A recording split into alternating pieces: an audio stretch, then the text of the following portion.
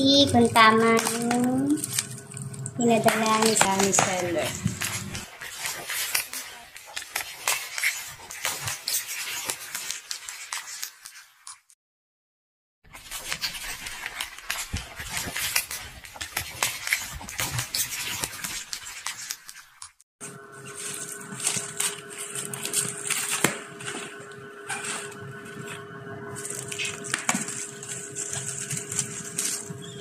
Orange App Lactum Store. So, legit naman to na store ng Lactum. Okay naman yung packaging na naka-bubble wrap siya na makapal. And then, box na Lactum mismo. So, yung in-order namin, 1 to 3 years old na milk, 2 kilograms. So, let's see, 4 kilo. Bali, 4 kilos to, dalawang box na 2 kilos. Yan. So, legit naman siya. Let's see the expiry date. Where is the expiry date?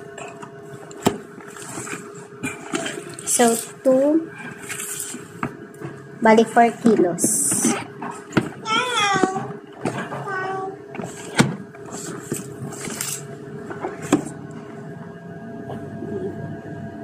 2 kilos.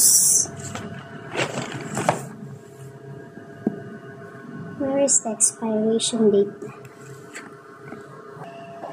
So, ayan. Ang expiration date niya is... Bakit ang blurry ko? Nag-blurry siya. Double tap. June 2026. June 2026. And then, itong isa.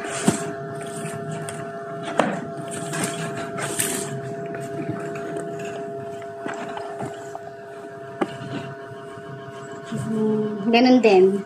June 2026. So, yun. Legit naman yung pinadala ni seller. Dalawang 2 kilograms na Lactum 1 to 3 plus.